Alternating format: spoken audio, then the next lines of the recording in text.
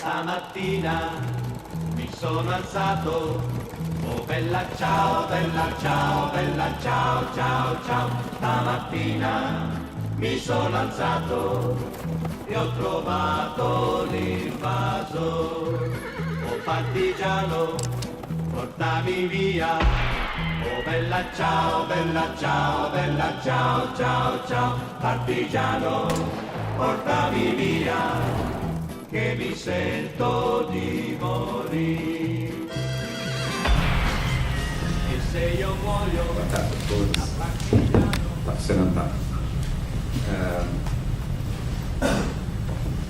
Vamos lá. Vamos começar rápido, sem introduções e sem agradecimentos. Nós estamos todos agradecidos ao nosso Deus. E eu vou falar de um assunto dentro do nosso tema, ou seja, vai envolver arte, vai envolver discussão sobre a Revolução, mas vai falar também sobre morte, sobre cadáveres, sobre fantasmas que aparecem, desaparecem, reaparecem, que certamente para o bem e para o mal estão entre nós. Vamos começar com a arte. A história da arte moderna é também a história da arte assombrada pela Revolução, desde pelo menos a Revolução Francesa de 1789. Tanto a Revolução Burguesa quanto os artistas que se reconfiguraram diante dela se voltaram contra o passado visto como uma tradição contrária à ação, ou, dito de outra maneira, literalmente reacionária. Tudo o que era símbolo e signo do passado tinha que ser expurgado. A Revolução Francesa, a primeira, de 1789, por exemplo, deu um novo significado, isso não é nada irrelevante, eu vou voltar muito a esse assunto, deu um novo significado à questão do símbolo e da cor. Essa era a bandeira da França absolutista, né, até a época, até depois da Revolução, até 1790, quando, como todo mundo sabe, ela foi substituída pela bandeira tricolor.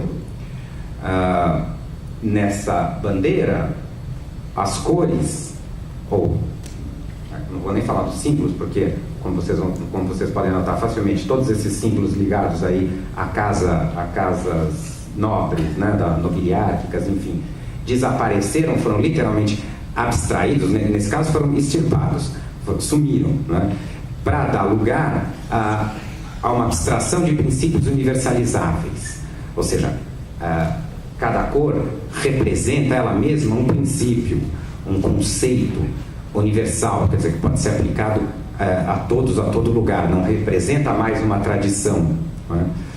A liberdade é azul, a igualdade é branca, a fraternidade é vermelha. Quando, depois da queda do Napoleão, quando há a restauração dos Bourbons, quando a França volta novamente para monarquia absolutista, a bandeira revolucionária é substituída por uma expressão, por uma espécie de retorno, né, à bandeira do passado, né, da tradição, agora parece que meio envergonhada, né? Os signos imediatos, a representação do rei, da casa, da casta, desaparece. Mantém-se só essa pequena alegoria.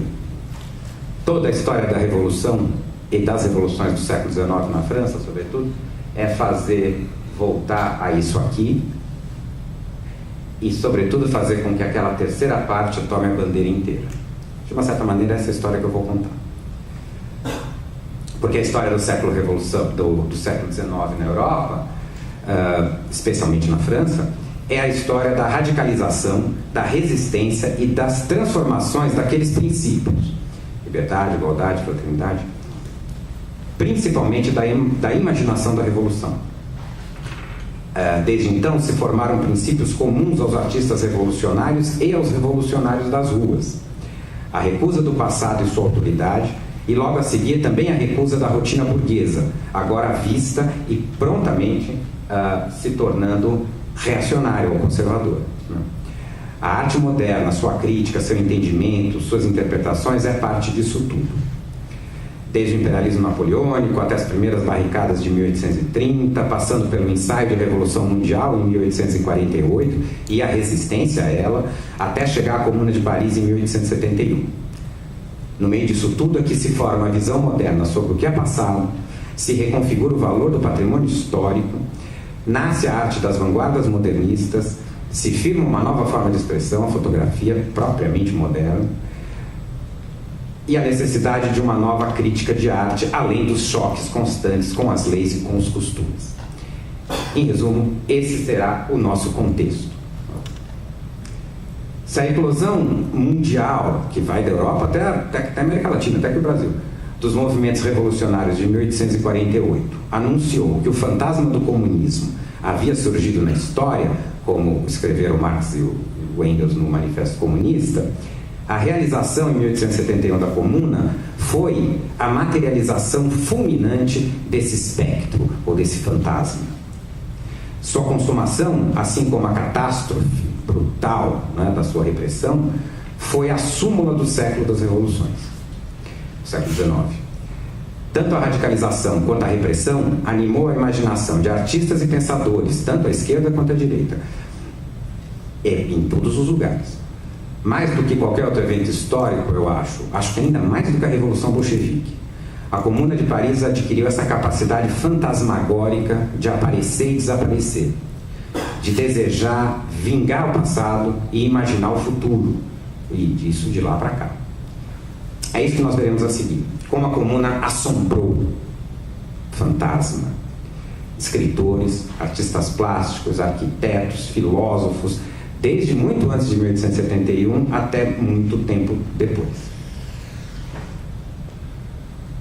Um dos elementos que diferencia a Comuna de Paris de tudo o que aconteceu antes dela, e isso é bem importante, é certamente a atenção política dada ao terreno do simbólico e ao legado cultural, visto ele também como campo de batalha e de ocupação, tanto quanto as ruas, tanto quanto as fábricas, tanto quanto o Palácio do Governo.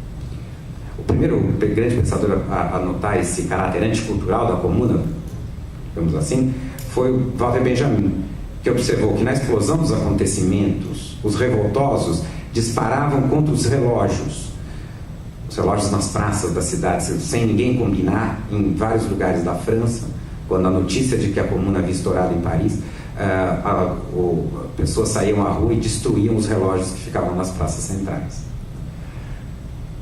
Enfim, atacavam, consciente ou não, os símbolos do tempo escandido pelo progresso, pela disciplina do trabalho alienado no capitalismo moderno. O tempo, o presente, o passado, o futuro, tudo foi colocado em questão. Os fantasmas. Em seus dias, a Comuna derrubou a famosa coluna Vendôme, já a gente vai falar bem disso, né? Cujo bronze provinha dos canhões tomados aos inimigos do Napoleão Bonaparte. Essa aí que está caricaturizada nessa ironia da época, por ser um símbolo de chauvinismo e de ódio contra os povos. Ela também substituiu a bandeira tricolor, aquela que a gente viu, pela bandeira vermelha, totalmente vermelha.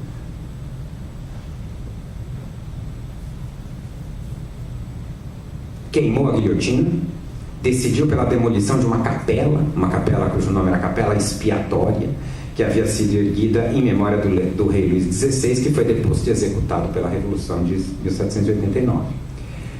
Essas medidas exasperaram a monárquica Assembleia Nacional, a burguesia francesa, tanto quanto as audácias comunistas, a liberação da mulher, que é outro tema central da experiência da Comuna. Essa é uma gravura da época sobre foram vários, batalhões exclusivamente de mulheres que lutaram durante os 71 dias da Comuna, né? Ali ao lado,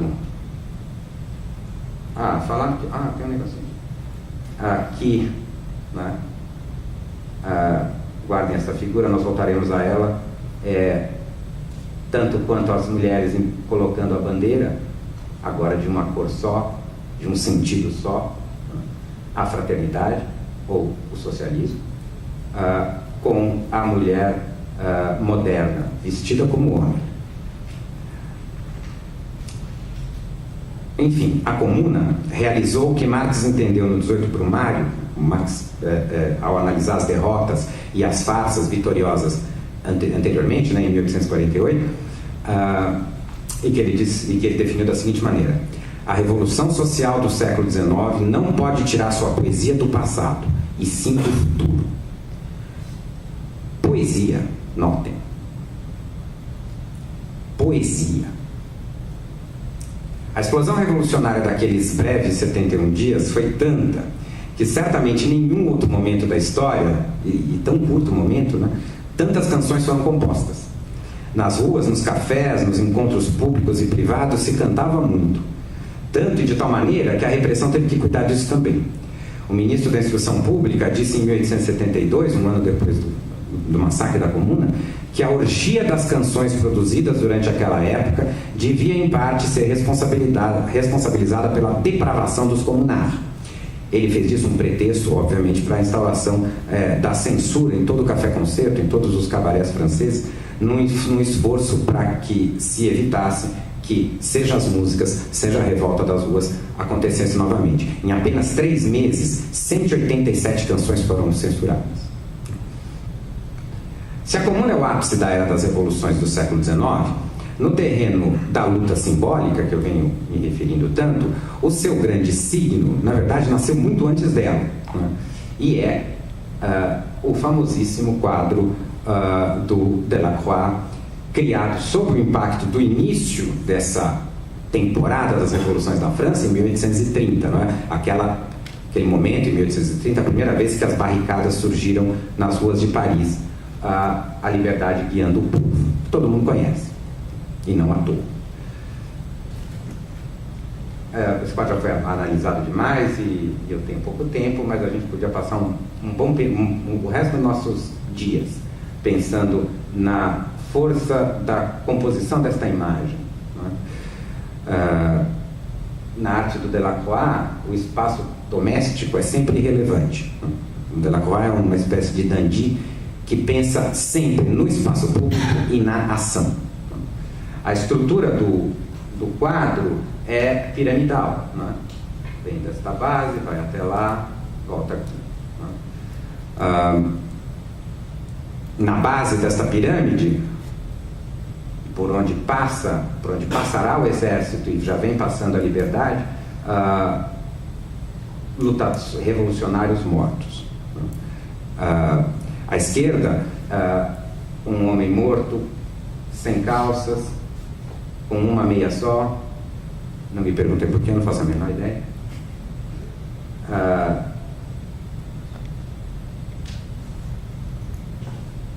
Tem a luz que explode do quadro de lá para cá, explodindo, né, nesta camisa branca, certamente uma referência ao pintor predileto do Delacroix, que é o Goya, do seu famoso quadro Os Fuzilamentos do 3 de Maio. Né? A luz força os contrastes entre vermelho, azul e branco, que dão a tonalidade inteira do quadro. Né? O personagem logo acima, esse aqui, né, tem a camisa azul e um detalhe vermelho, né, no seu boné frígio, como eles chamavam. Ele completa o jogo de cores. O movimento justamente nessa passagem, eu estou me concentrando em analisar essa passagem aqui, né? Completa, não só apenas completa as cores, mas sugere que ele seja o morto renascendo. O povo francês, inspirado pela liberdade, renasce novamente para a luta. Dá para ver isso? Tem uma narrativa daqui, de baixo para cima, que chega nela, tudo chega nela, né? E depois renasce na criança, no Gavroche, no menino armado, no futuro do povo francês. Uma linha ascendente vai do morto a Marianne. A estátua tem o rosto da Marianne, uma heroína nacional da unidade francesa, né? Os braços, as armas dos revolucionários estão apontados para o céu, assim como a bandeira tricolor. A cidade está em luta, o céu é azul e branco, tudo é movimento ascendente, tudo vem para frente, nós somos tomados, a gente sente a multidão chegando, saindo da cidade e voltando a ela, né? Uma multidão na qual a burguesia e o povo caminham e lutam do mesmo lado, aliás, do mesmo lado dela. O movimento da fumaça, das nuvens, do céu turbulento, tudo pende para frente, tudo joga para a poesia do futuro.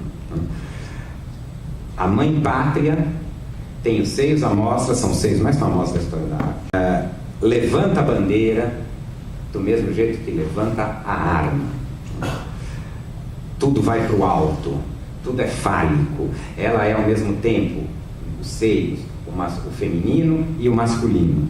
Ela é a mãe pátria, ela é a união de todo o povo, cujo futuro se concentra neste menino armado. Né? Trata-se da poesia do futuro de que falava Marx, né?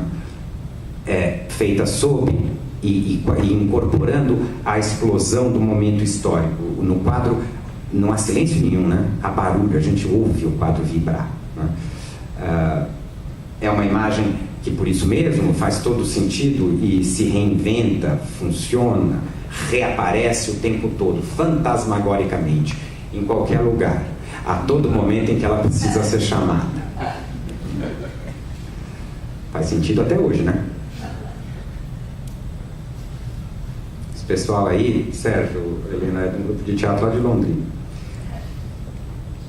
Essa imagem do Delacroix orientou também a grande revolta internacional que surgiu em 1848. Nesse momento, a burguesia legitimista e golpista, que saiu vitoriosa da França depois das barricadas de 1830, foi vitimada por uma imensa crise econômica. Nessa época, os socialistas franceses, já bastante radicalizados, expunham suas ideias em grandes banquetes públicos. Como vocês sabem, tudo na França tem que passar por comida. Foi a proibição justamente de um desses banquetes o pretexto para a explosão das barricadas de 1848. No dia 23 de fevereiro, os manifestantes enfrentaram as tropas. A multidão carregou pelas ruas os 16 mortos durante toda a noite. No dia 24, Paris estava coberta de barricadas e o rei, abandonado pela Guarda Nacional, abdicou. O governo provisório de burgueses, liberais e socialistas proclamou a Segunda República na França. Depois de experiências extraordinárias e de uma repressão armada brutal, a burguesia resolveu a questão operária, aquela que aparecia no quadro Delacroix, né? Quando o burguês e o homem do povo estavam andando juntos, de acordo com seus interesses, ou seja, separando. A nova Constituição ficou pronta em novembro, o presidente seria eleito, foi a primeira eleição da França por 4 anos, né? E o primeiro presidente eleito, com 70% dos votos, foi o sobrinho do Napoleão Bonaparte, Luiz Napoleão, que se apresentou. A eleição de 1850 na França foi a primeira eleição feita pelo marketing, pela ideia de se vender uma imagem, e como eu estou falando de coisas assombrosas, de se vender um fantasma. Esse fantasma deu certo, se elegeu. Eu estou falando do Luiz Napoleão, não estou falando do Dória ou do Collor, mas poderia. Só que esse tinha que, as ideias tinham que estar no lugar, né? Ele tinha que incorporar aquilo que ele mesmo prometeu. Ele se apresentou ao povo francês como se ele fosse, fantasma mesmo, e é por causa dele que o Marx fala da fantasmagoria. Ele se apresentou ao povo francês como se ele fosse a reencarnação do tio, como se ele fosse Napoleão reencarnado. E foi isso que o povo francês votou. E esse foi o seu primeiro presidente. Ora, se ele era a reencarnação do tio, e se a democracia lhe deu o direito de assim aparecer, nada mais natural do que ele fizesse como tio, desse um golpe e se tornasse imperador. E foi exatamente o que aconteceu em 1851. Luiz Napoleão dá um golpe, implanta o Segundo Império, tomando o título de Napoleão III. É aí que o caminho da Comuna começa diretamente. Depois de 1848, a questão da luta de classes estava definitivamente posta, como gente como Marx ou Tocqueville, a esquerda ou a direita, haviam percebido. Sobre isso tem uma história muito, muito curiosa. Num livro excepcional chamado Lembranças de 1848, o grande cientista político liberal, né, Alexis de Tocqueville, conta, tem uma passagem lá que ele conta que um certo dia, ele era ministro, ele era deputado na época, que um certo dia ele encontrou nas ruas então pacificadas de Paris, né, de 1848, um próspero economista chamado Adolphe Blanqui. Adolphe era irmão do grande revolucionário francês de 1848, depois da época da Comuna também, Augusto Blanqui, o verdadeiro terror da burguesia francesa, que foi descrito pelo próprio Blanqui, numa outra passagem, como o mais horrendo dos homens. Adolphe contou que, ao ver um jovem provinciano vivendo em extrema miséria, resolveu adotá-lo como parte da criadagem de sua residência em Paris. Como são bons os homens bons, né? Quando eles podem ser patrões. Quando começou a insurreição, esse quadro é da época da Comuna, não tem a ver com essa história que eu estou contando, é posterior, mas é da época da pobreza, da miséria da Comuna, e retrata, é um quadro realista muito simplório, né? Mas que retrata uma atividade muito comum, sobretudo aos jovens, às crianças pobres, na época, que era caçar ratos. Paris é cheio de rato, né? E vendê-los como na rua, né? Era o que eles comiam. E era bem baratinho lá, custava só 2 francos. O menino que ele pegou devia ser um menino desses. Quando começou a insurreição em 1848, era uma quinta-feira. Esgueirando-se pelos meandros da casa, Adolphe ouviu um diálogo na cozinha entre aquele rapaz e uma de suas jovens empregadas. Dizia o jovem desaforado: "No domingo que vem, seremos nós que comeremos as asas do frango." Ao que a moça retrucou: "E seremos nós que usaremos os belos vestidos de seda." Para Tocqueville, o que havia de mais surpreendente nessa história não era a insolência daqueles 2 proletários, mas o fato de que Adolphe não tivesse coragem de surpreendê-los e expulsá-los naquele exato momento. E ele não fez isso porque aqueles 2 ali na cozinha, naquele momento, o atemorizavam. Ele tinha medo. Só depois que a classe operária parisiense foi esmagada nas ruas é que o respeitável economista teve a coragem de botá-los para fora de sua casa. De novo a comida, né?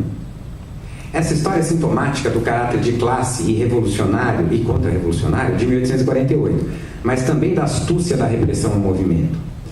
Os criados ameaçavam sair da cozinha, mas não conseguiram. O que veio depois foi uma tentativa em todos os planos, político, repressivo, urbanístico, para evitar que esse perigo se repetisse. E é por isso que as décadas de 1850 e 1860 foram, na França, épocas de grandes derrotas dos revolucionários. Foram também as décadas em que se estabeleceu a divisão entre a cozinha e a sala, entre o centro e a periferia. Tudo tinha que ser rearranjado. A grande obra desse momento não está nas artes plásticas, está no urbanismo. Foi a gigantesca reforma urbana de Paris, empreendida por um prefeito, um barão, nomeado pelo Napoleão III, o barão de Haussmann, ou Haussmann, costumamos dizer, a fim de racionalizar a cidade de acordo com as necessidades do poder e do controle da luta de classes. Aí ficou essa Paris desenhada desse jeito. Foi dessa maneira que nasceu o urbanismo moderno, e foi dessa maneira que a cidade das multidões enfurecidas foi refeita, controlada e vigiada. No auge da reconstrução, 1 em cada 5 trabalhadores parisienses trabalhava na construção civil. Em 1870, às vésperas da Comuna, 1/5 das ruas centrais de Paris eram criações de Haussmann. Segundo a própria estimativa do prefeito, os novos bulevares e espaços abertos desalojaram 350 mil pessoas, todos os pobres. Os sentidos dessa gigantesca transformação eram claros, tanto para o barão quanto para os revolucionários do passado, agora derrotados e desalojados. O escritor Victor Funel foi bastante conciso. É preciso que se diga: o chamado embelezamento de Paris no fundo não é senão um sistema geral de armamento ofensivo e defensivo contra a rebelião, uma precaução contra as revoluções futuras, empreendido há 12 anos com perseverança infatigável, sem que o cândido parisiense dê sinais de suspeitar de alguma coisa. Ele tinha toda a razão, talvez não tivesse toda a razão apenas nessa última frase. O fato é que o mesmo podia ser dito, em sentido trocado, por um general vitorioso. Esta é a razão pela qual Paris foi demolida. Queríamos transformar Paris num acampamento armado e o Louvre em quadrilátero fortificado. Com isso, e mais a guarda imperial, como proteção, o princípio da autoridade pode dormir tranquilo. E a população honesta não vai mais ver indivíduos em macacões de algodão, carregando latas de cola, lambuzando as paredes com suas brochas e afixando gravemente nas esquinas os cartazes de um novo governo. A história acabou. Revoluções nunca mais. Com as reformas do Haussmann, Paris foi dividida por linhas de classe. A cidade da burguesia se deslocou para o oeste. Os novos bulevares cortaram Paris em pedaços. Paris era só tráfego, só circulação. E entre as grandes avenidas haviam cidades separadas, a rica e a pobre. Para nós é uma grande novidade, né? Onde se podia caminhar por meia hora. Isso eu estou citando aqui um trecho de um... como fala? De um comunicado do projeto do próprio Barão de Haussmann. Esse era o seu objetivo. Caminhar por meia hora sem ver um avental e por mais de uma hora numa direção diferente sem ver uma sobrecasaca, nem mesmo a mais surrada e bonita. Ao mesmo tempo, esse paraíso burguês da exclusão, que fez a graça e a fortuna, entre outras coisas, do impressionismo, dentro do qual o impressionismo nasceu e com o qual o impressionismo tem dívidas imensas, assim como contradições enormes, né? Ao mesmo tempo, essa cidade burguesa, esse paraíso da cidade burguesa, tinha enormes frotas de liteiras. Os serviços de táxi da época eram feitos por liteiras. Liteiras eram aquelas cadeiras que eram carregadas por homens. No Brasil era por escravos, né? Na frente e atrás. Ainda tinha execuções em praças públicas, e os pobres todos eram enterrados em vala comum. Nessa época, Paris ainda convivia a Paris modernizada, a Paris dos impressionistas, né? A Paris do Grand Théâtre, do movimento, enfim, da Belle Époque. Convivia com imensos surtos de cólera e de tuberculose.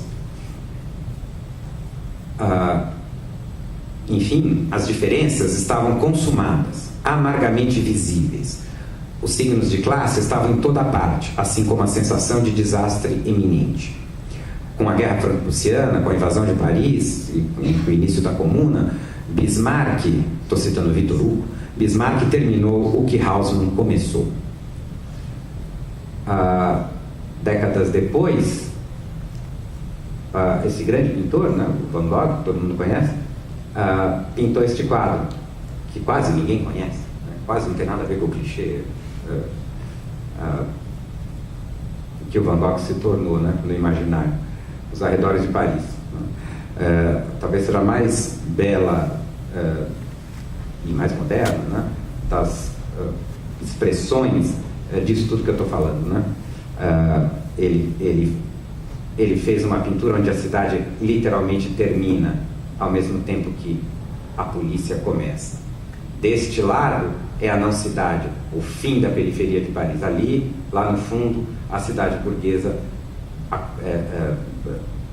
aparece, é um modo de dizer, né? Porque na pincelada grossa, esparsa do Van Gogh, ela toma um ar fantasmagórico, tanto quanto o caminho de terra que liga a periferia ao centro, né? Quanto a figura assustadora deste guarda na última luz, antes de começar o mundo do outro lado. É um quadro lindíssimo do Van Gogh.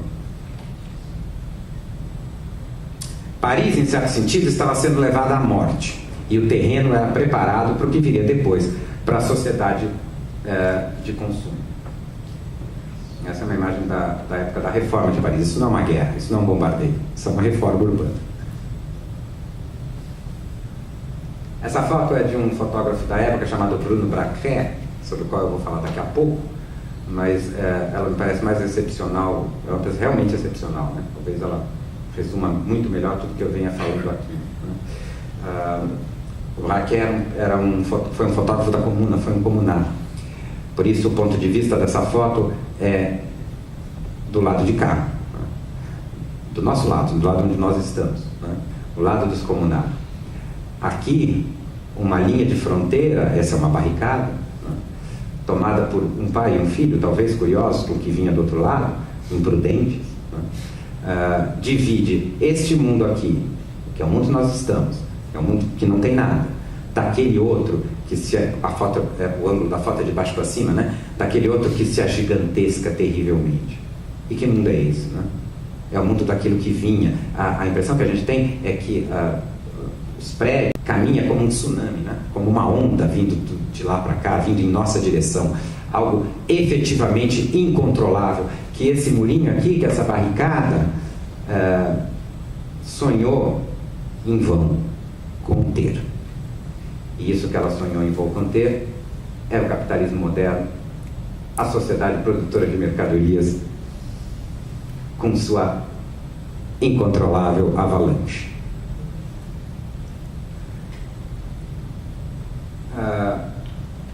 O espírito desta cidade foi retratado melhor do que ninguém pelo grande poeta Charles Baudelaire, aí retratado pelo seu amigo Gustave Courbet, sobre quem eu ia falar e não vou mais, porque não dá tempo.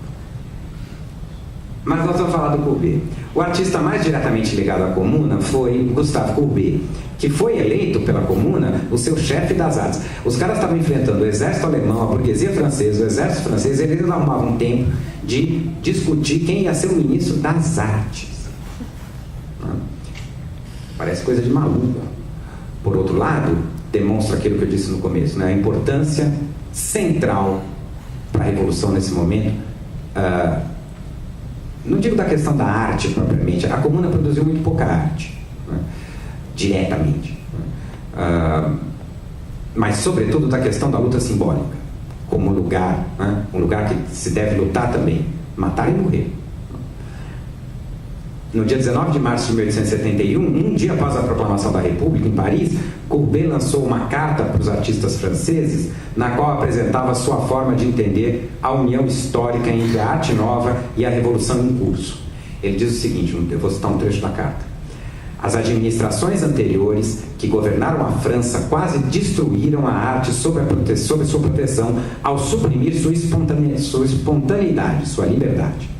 Essa abordagem feudal, sustentada por um governo despótico e discricionário, não produziu nada além de arte aristocrática e teocrática, justamente o oposto das tendências modernas, de nossas necessidades, de nossa filosofia e da revelação do homem manifestando sua individualidade e sua independência física e moral.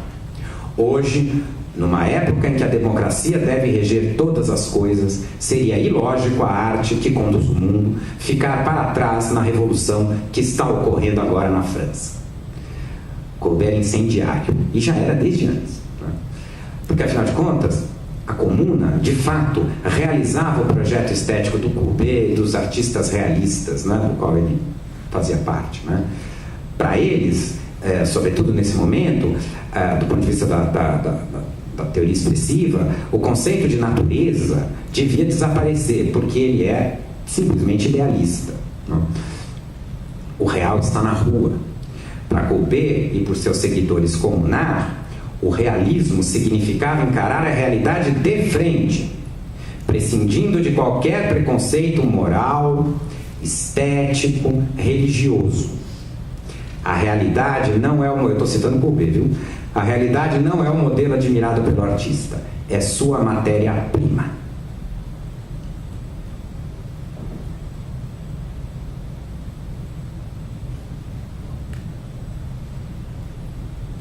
Vocês estão encarando a realidade de frente aí? Esse quadro se chama A Origem do Mundo, e é certamente a mais, junto com o quadro Delacroix, a mais importante imagem do século XIX. e também a que mais terrivelmente se reinventa. Eu não vou, já foi muito discutido, eu não vou, também não dá tempo, né? Mas a gente podia falar muito tempo disso que um certo crítico muito inteligente chamou de a Mona Lisa do sorriso vertical.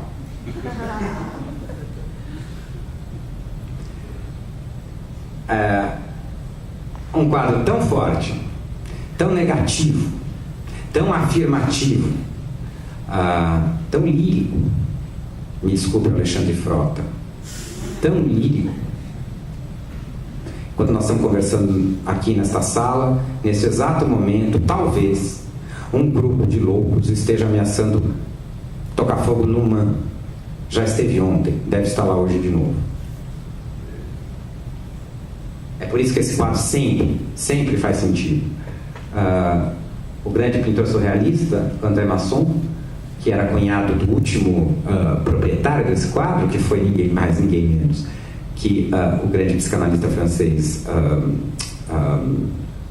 Lacan, assim, pintou, a pedido do Lacan, essa imagem que deveria ficar, desde que o Courbet desenhou o quadro não podia ficar assim, literalmente escancarado. Ele criou um sistema de uma janelinha que ficava na frente, com um quadrinho ridículo qualquer, para tapar, né? O Lacan gostava especialmente dessa ideia de esconder, né? E pediu para o Masson fazer uma reflexão surrealista sobre o dentro e o fora, né? Então isso ficava no consultório do Lacan, e o Lacan, quando achava que os pacientes já estavam bem, sobretudo as mulheres já estavam menos histéricas, ele deixava abrir a cortininha para ver o que tinha atrás, né? Mas o quadro pode fazer sentido em todos os sentidos, em todos os momentos, inclusive se reinventado ou invertido. Em 89, a artista francesa Orlan pintou a sua versão corbetiana, não da origem do mundo, mas da origem da guerra. Eu vou passar rápido porque a gente pode ser preso a qualquer momento por essas coisas. Por isso as coisas têm que ser escondidas, né? Isso aí é de artista nenhum, viu? Isso eu recebi no Facebook esses dias. E é curioso porque o Facebook, vocês sabem, censura esse quadro praticamente todo dia. Se vocês quiserem ficar em suspenso por algum tempo, eu já fiz essa experiência, já fui, é divertido, ninguém perde nada com isso. É só colocar o quadro de 1866 lá. Vocês podem também ganhar uma visita do MBL ou do... Matar quadros, matar gente na rua. É assim que o poder se faz. A comuna, voltando, era, portanto, um ato histórico, voltado contra a história, como o quadro do Courbet, contra o passado e contra suas continuidades e repetições. A comuna representa a única realização de um urbanismo revolucionário, compreendendo o espaço social em termos políticos, recusando aceitar a inocência de qualquer monumento. A exemplo do que aconteceu com a coluna da Place Vendôme, a escultura do imperialismo napoleônico, como eu já me referi, colocada abaixo pela Federação dos Artistas, liderados pelo Courbet. Essa era a coluna, fotografada antes de ser derrubada. A coluna foi erguida para celebrar as vitórias napoleônicas. A imagem lá em cima, né, no alto, bem longe, né, de modo que ficasse quase inacessível, quase invisível, como dizia o Benjamin, tudo que é sagrado, tudo que é feito para ser sagrado tem que ser inacessível, né, mais inacessível, mais invisível possível, mais distante possível, né. Era a coluna do Napoleão trajado de Marte, né, o rei da guerra, o deus da guerra, que originalmente foi colocado no topo da coluna. Em 12 de abril de 1871, o desmantelamento do símbolo imperial foi votado e a coluna foi retirada no dia 8 de maio. Após a repressão, após o fim da comuna, foi tomada a decisão de reconstruir a coluna com a estátua do Napoleão em cima novamente, né? O Courbet foi preso, passou meses na prisão e foi condenado a pagar 323 mil francos, era uma fortuna absurda para reconstruir o monumento. Ele fugiu, foi para a Suíça e lá na Suíça ele morreu. Essas são fotos da demolição, do dia da demolição.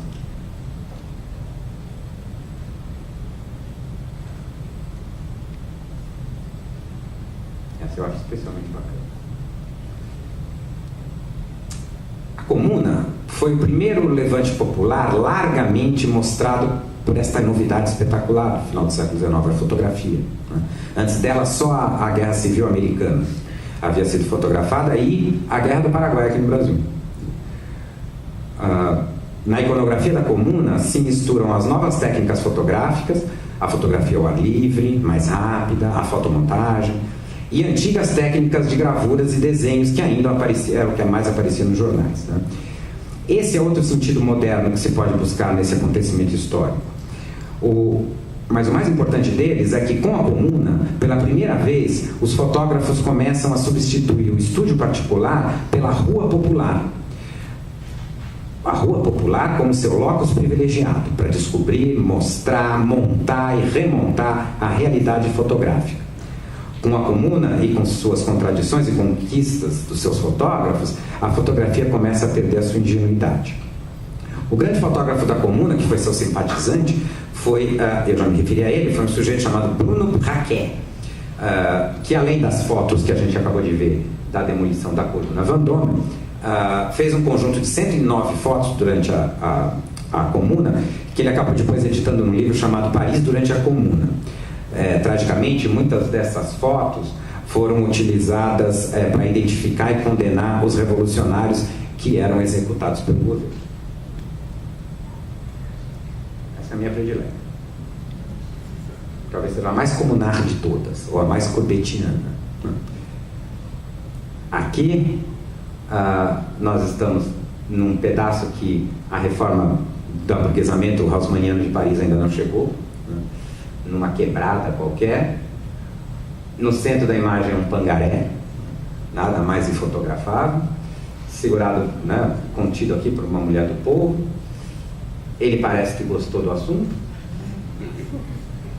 E tudo na frente de um casebre, no qual se lê fotografia. O estúdio fotográfico do autor. O Braquet diz do seu lugar social, de onde ele fala, do seu ponto de vista. Por isso que essa talvez seja mais comunar do que as fotos que, embora algumas sejam absolutamente geniais, que tenham retratado a Comuna diretamente. Mas a Comuna daria lugar também a um outro tipo de engajamento fotográfico, esse bem mais complicado. Essa é outra do Braquet. A fotomontagem.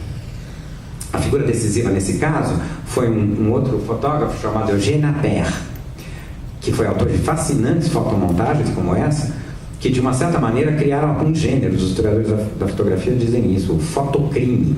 O Appert é uma espécie de tataravô do Datena. O Appert contratava figurantes e atores nos teatros de Paris, os atores estão sempre precisando de emprego, durante os acontecimentos, para recontar, na verdade, para remontar as notícias que corriam dos acontecimentos da Comuna, e assim ele as fotografava. Então ele estava lá, ouvia alguma história que houve algum fuzilamento, alguma luta terrível em alguma praça, não sei o quê. Ele juntava atores, pessoas e tal, montava a cena e fotografava como se estivesse fotografando em loco, no local, na hora, sob o perigo, como se fosse uma espécie de fotojornalista. Depois, ele sobrepunha a estas fotos montadas, imagens dos rostos de verdadeiros comunar, imagens que ele tinha, os negativos, porque ele era fotógrafo da polícia de Paris. Aí ele refotografava as imagens ou remontava as cenas, de modo a criar uma genial ficção sobre um fato. Esse punhado de imagens inventadas, sancionadas pelo governo, foram publicadas num livro chamado Os Crimes da Comuna.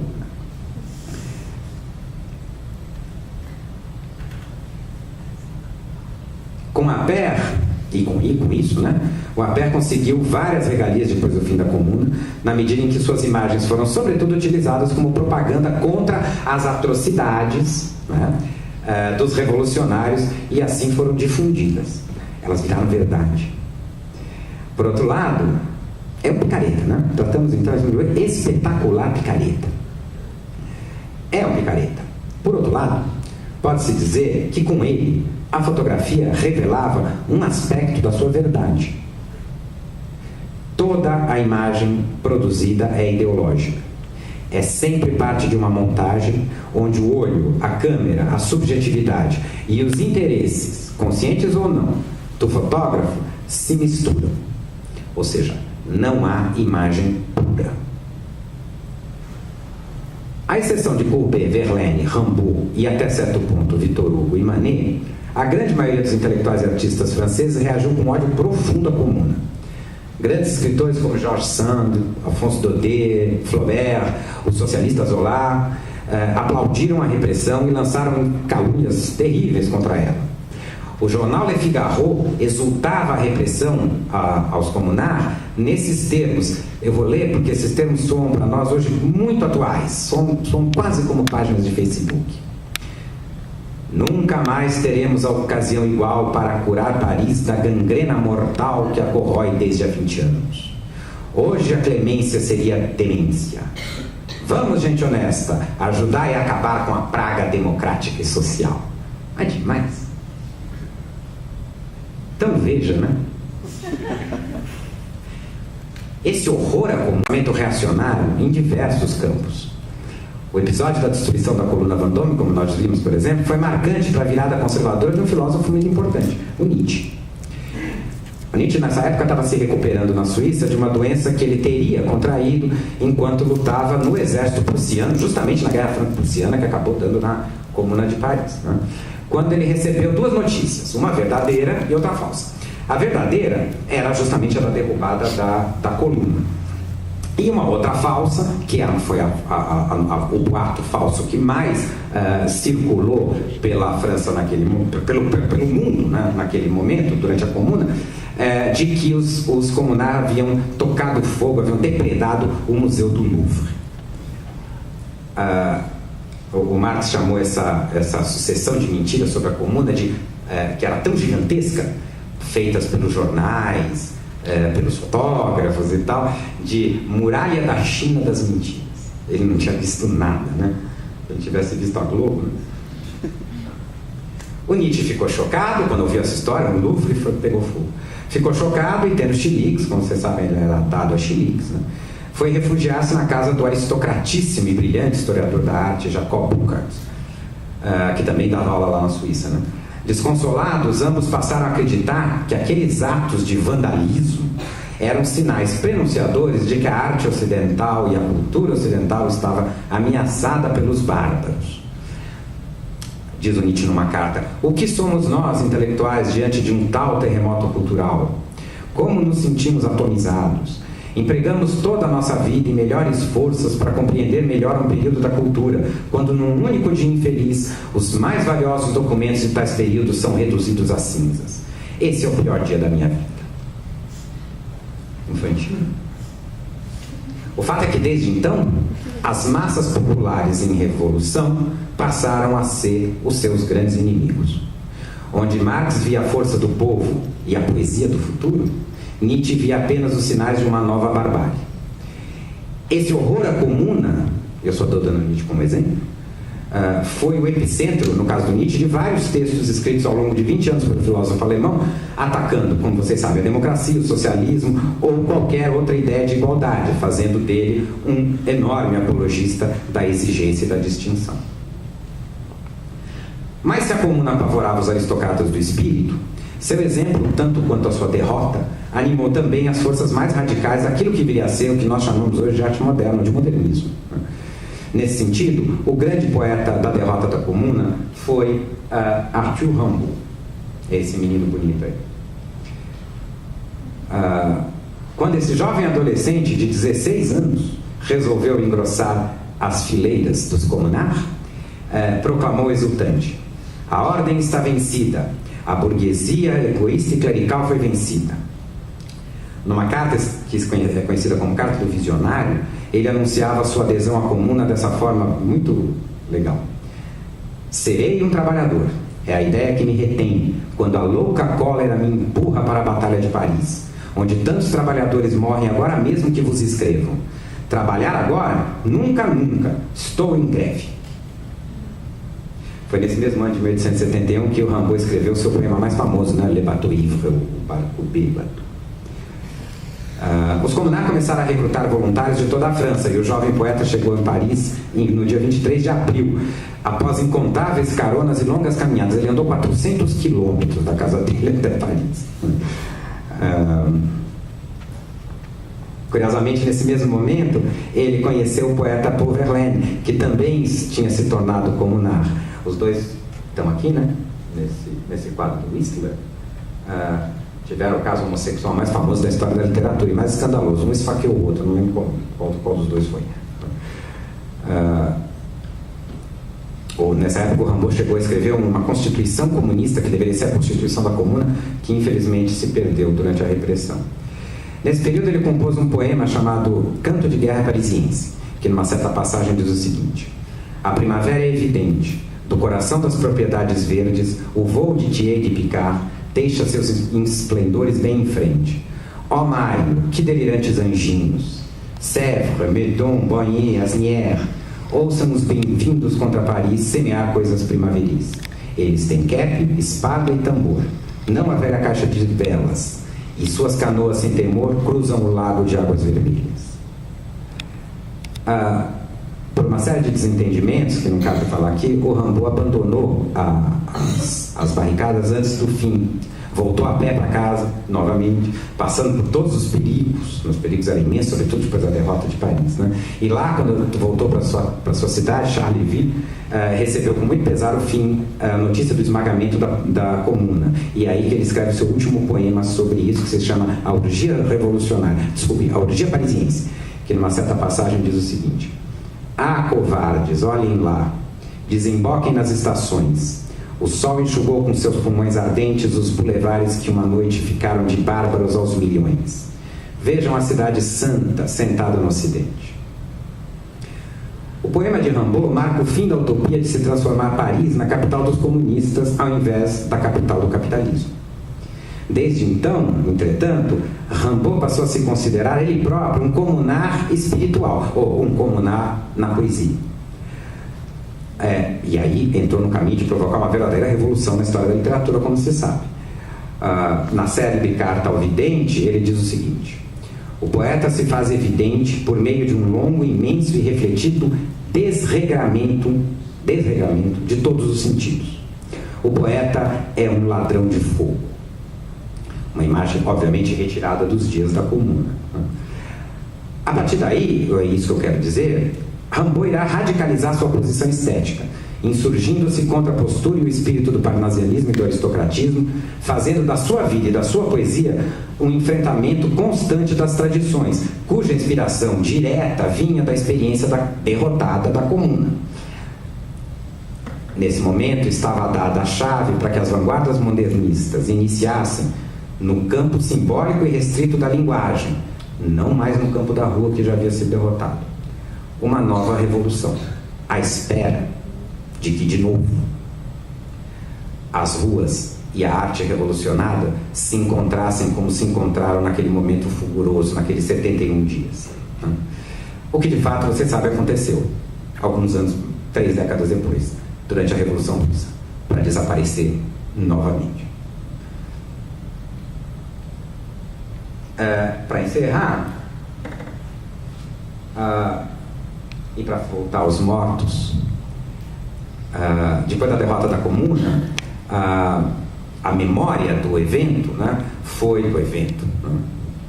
disputada até hoje, de uma certa maneira, por comunistas e anarquistas. Nós devemos aos anarquistas, sobretudo antes da Primeira Guerra Mundial, o esforço maior de guardar a Comuna como uma experiência de luta que tem algo a dizer ao presente. Um belo exemplo disso é um filme feito pelo anarquista espanhol Armand Guerrat, o primeiro grande filme do século XX sobre o episódio. Trata-se do filme, esse é o cartaz, chamado A Comuna, de 18 a 28 de março de 1871, que foi feito em 1914, às vésperas da Primeira Guerra Mundial. Ele foi produzido por uma cooperativa chamada Cinema de Peuple, o Cinema do Povo, que era uma cooperativa feita, bancada por anarquistas, socialistas e libertários. O filme era para ter 2 partes, não teve, ele só conseguiu terminar uma, veio a Primeira Guerra Mundial. O filme trata de vários episódios da Comuna, é muito curto, tem 18 minutos só, sobre assassinato de generais, enfim. Mas a conclusão do filme, os 2 últimos minutos, é o que nos interessa mais, para mim pelo menos, né? A Guerra encerra o filme com alguns segundos documentais que mostram os sobreviventes da Comuna reunidos à volta de seu estandarte em 1914. Entre eles estão Zéphrin Camille, Jeanne Alemane, figuras importantíssimas, e a grande anarquista feminista Nathalie Lemel. A gente podia passar agora, são 2 minutinhos só. Vamos ouvir em silêncio, no cinema silencioso, Os Fantasmas Vivos.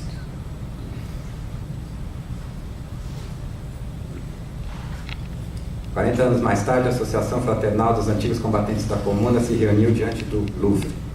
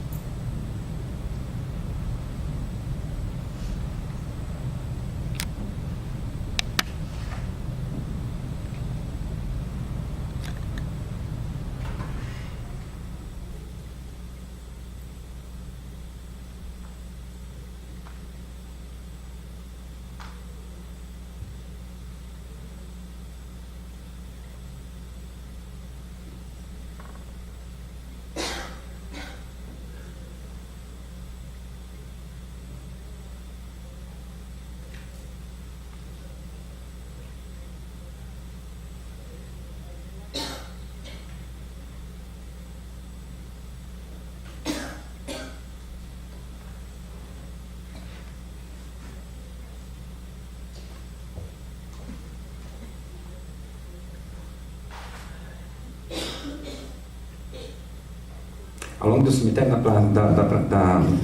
do Père Lachaise, o muro do quarteirão Gambetta, um baixo relevo de Pomereux-Vautier mostrando as vítimas da Revolução. Isso está lá no cemitério de Père Lachaise, em Paris. Nesse muro foram fuzilados centenas de pessoas e eram enterradas em vala comum. Os fantasmas saem dos muros.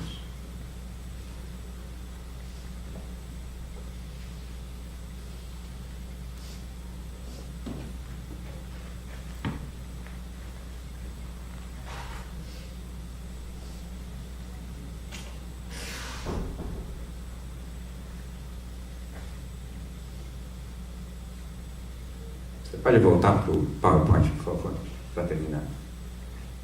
Vocês podem ver esse filme inteiro no YouTube. Tem uma cópia, as cópias foram restauradas pela Cinemateca Francesa. Trata-se de uma poesia viva, isso que vimos, né? Porém repleta, já naquela época, de espectros do passado. Fantasmas encarnados que sobreviveram ao século que massacrou a Comuna para entrar em sua Belle Époque, que em breve desembocaria no século XX, quando a gente viu, na Primeira Guerra Mundial, que iniciaria toda a barbárie de lá para cá. A Comuna estava morta, realmente morta. 3 anos depois, a Revolução Russa iria vingar, iria vingar, é fato, mas para vingar ela negou, em forma e conteúdo, completamente as suas antecessoras, ou seja, a Comuna morreu. O historiador Eric Hobsbawm, de um ponto de vista estritamente comunista e não comunar, escreveu, e esse é um resumo excelente, né, dos debates, sobretudo entre comunistas e anarquistas, né, que a importância da Comuna de Paris residiu mais naquilo que ela anunciou do que naquilo que ela de fato realizou. Diz ele, era mais formidável como um símbolo do que como um fato. A mim, parece que isso pode ser até correto, embora eu dê muito mais peso à importância dos símbolos do que ele. Mas não me parece que seja um vaticínio, e muito menos um motivo para que ela seja enterrada, mesmo morta, com todos os seus e os nossos fantasmas. Isso porque na desarticulação atual do capitalismo, né, na crise das cidades haussmanníacas, por exemplo, todas essas, pode ser qualquer uma, de Los Angeles a Paris, de São Paulo ao Cairo, essa é a Praça Taine, no Cairo, durante a Primavera Árabe. Eu escolhi essa, podia ter escolhido outras, eu só escolhi essa em homenagem à minha mulher, que é egípcia.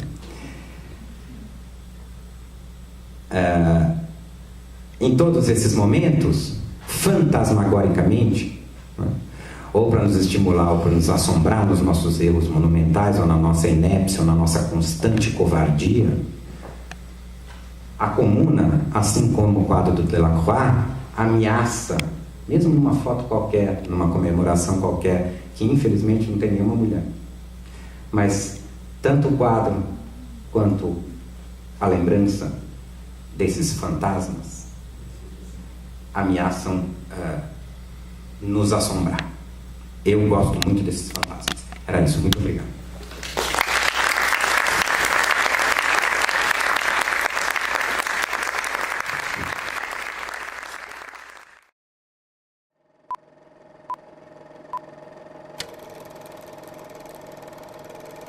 Stamattina mi sono alzato, oh bella ciao, bella ciao, bella ciao, ciao, ciao. Stamattina mi sono alzato e ho trovato l'invaso.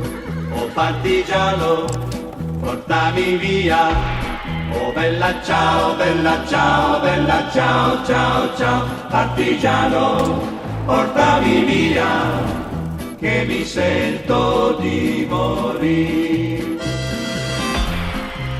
E se io muoio da partigiano, oh bella ciao, bella ciao, bella ciao, ciao, ciao. E se muoio da partigiano, tu mi devi seppellire e seppellire lassù in montagna, oh bella ciao, bella ciao.